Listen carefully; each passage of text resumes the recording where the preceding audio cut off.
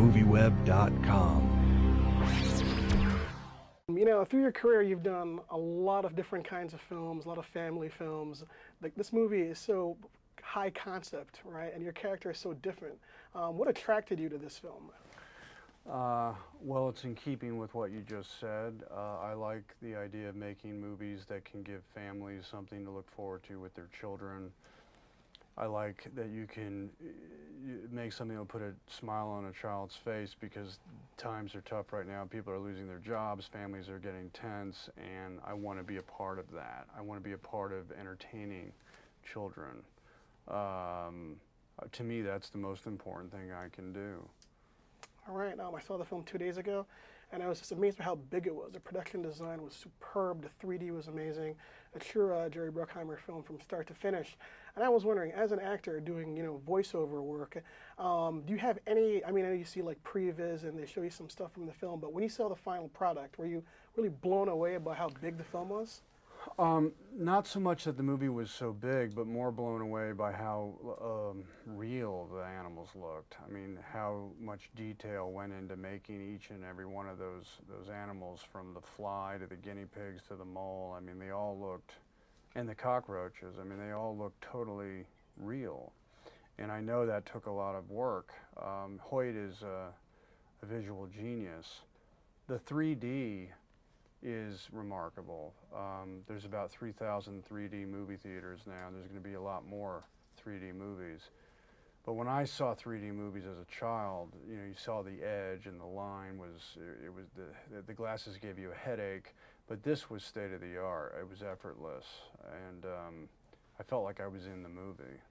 Let's talk about that, extrapolate more on that point regarding the 3D. The real 3D technology is looking very, very good. A lot of films are now coming out in this format. Do you think there'll be a time when the family-friendly, more CGI films are not the only 3D film, when you would see like maybe an indie comedy in 3D? You think that's possible? Absolutely. I mean, I think that is around the corner.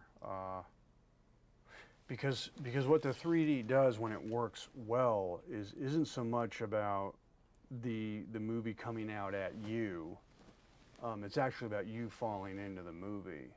And if you consider that with an intense family drama, I don't know what the repercussions of that would be. I mean, you'd have to use it carefully, but it could be awesome in the true sense of the word, not in the California sense, in the real sense. Like, if you could go and sit at the dinner table with a family argument, you may not want to go to that. I don't know. That could be true. Yeah. I want to ask you about working with Jerry Bruckheimer again. I know you guys just wrapped The Sorcerer's Apprentice. Bill Nighy, in a previous interview, said, Jerry could call me up, doesn't matter what it is, I have so much faith in him as a producer, I'll just walk blindly through the door. Is that the kind of power he has? Is he so well respected and so good at his craft that if you get a call from Jerry, you just know automatically that you're looking at a great project? Well, you know you're gonna be involved in a movie that's going to entertain people, because that's his interest. He genuinely wants to entertain the world. I mean, he is an entertainment maestro.